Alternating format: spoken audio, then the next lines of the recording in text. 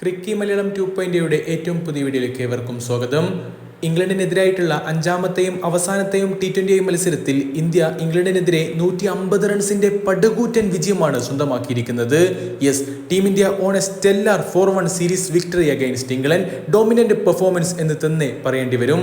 വാങ്കഡെ സ്റ്റേഡിയത്തിൽ ആദ്യം ബാറ്റ് ചെയ്തുകൊണ്ട് 248 റൺസായിരുന്നു. അങ്ങനെ ഒരു പടുകൂറ്റൻ വിജയ ലക്ഷ്യമായിരുന്നു ഇന്ത്യ ഓസ്ട്രേലിയക്ക് മേൽ നൽകിയിട്ടുണ്ടായിരുന്നത്. 19.3 ഓവറിൽ 97 റൺസിന് എല്ലാവരെയും ഓൾ ഔട്ട് ആക്കിക്കൊണ്ട് തീർച്ചയായിട്ടും ടീം ഇന്ത്യയുടെ ബോളർമാരും പൊളിച്ചെടുക്കുന്ന കാഴ്ച. മുഹമ്മദ് ഷമി 3 വിക്കറ്റുകൾ വീതം വീഴ്ത്തിയിരിക്കുന്നു. 2 വിക്കറ്റ് വീതം വീഴ്ത്തിയ ശിവൻ ദുബെ, അഭിഷേക് ശർമ്മ, വരുൺ ചക്രവർത്തി എന്നിവരൊക്കെ തന്നെയാണ് ഇംഗ്ലണ്ടിനെ തകർത്തെറിഞ്ഞിട്ടുള്ളതും.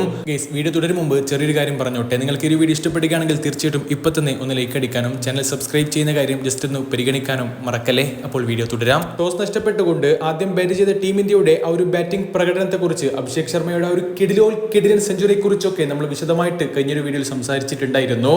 54 പന്തുകളിലാണ് 135 റൺസ് എടുത്തുകൊണ്ട് അഭിഷേക് ശർമ്മ ആ ഒരു ചരിത്ര സെഞ്ചുറി കുറിക്കുന്നത്.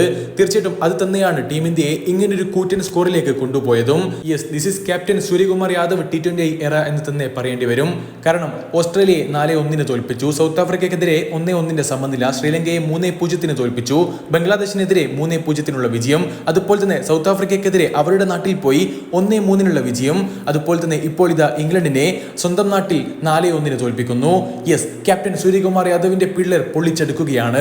പക്ഷേ ക്യാപ്റ്റൻ സൂര്യകുമാർ യാദവും അതുപോലെ തന്നെ മലയാളി താരം സഞ്ജു സാംസണും മറക്കാൻ ആഗ്രഹിക്കുന്ന ഒരു സീരീസ് ആയിട്ട് ഇത് മാറുകയും ചെയ്തിരിക്കുന്നു. കാരണം അവർക്ക് ഒരു തരത്തിലും ഫോം ആവാൻ പറ്റാതെ പോയിട്ടുള്ള ഒരു സീരീസ് കൂടിയായിരുന്നു ഇത്. ഏതായാലും ഇംഗ്ലണ്ടിന്റെ മറുപടി ബാറ്റിംഗിൽ 55 റൺസ് നേടിയ ഓപ്പണർ ഫിൽ സാൾട്ടാണ് ടോപ്പ് സ്കോറായി മാറിയത്. സാൾട്ടിന് പുറമെ 10 റൺസ് എടുത്ത ജേക്കബ് ബത്തലും മാത്രമാണ് 2 അക്കം കടന്നിട്ടുള്ളതും. ഏതായാലും ആദ്യ 2 ഓവറിൽ ഇംഗ്ലണ്ട് 23 റൺസ് അടിച്ചെങ്കിൽ കൂടി പിന്നീട് അവർ അക്ഷരാർത്ഥത്തിൽ തകർച്ച നേരിടുകയായിരുന്നു. ബെൻഡക്കറ്റ് ഡക്ക്, അതുപോലെ Jos Buttler 7, Harry Brook 2, Liam Livingstone 9, Brydon Carse 3 എന്നിവർക്കൊന്നും തന്നെ 2 അക്കം പോലും കാണാൻ സാധിക്കാതെ പോയി. ബാറ്റ് ചെയ്തപ്പോൾ 135 റൺസ്, ബോൾ ചെയ്തപ്പോൾ 2 വിക്കറ്റും അതുപോലെ തന്നെ ഫീൽഡിംഗിൽ ഒരു ക്യാച്ചും. യെസ്, ഇന്ന് അവന്റെ ദിവസം തന്നെയാണ്. Remember the name Abhishek Sharma, അങ്ങനെ തന്നെ പറയേണ്ടി വരും. ഏതായാലും ഈ ഒരു മത്സരത്തിലെ പ്ലെയർ ഓഫ് ദ മാച്ച് പുരസ്കാരവും അഭിഷേക് ശർമ്മയ്ക്കാണ് ലഭിച്ചിട്ടുള്ളത്. പ്ലെയർ ഓഫ് ദ സീരീസ് പുരസ്കാരം വരുൺ ചക്രവർത്തി വെൽ ഡിസേർവ്ഡ് തന്നെയാണ്.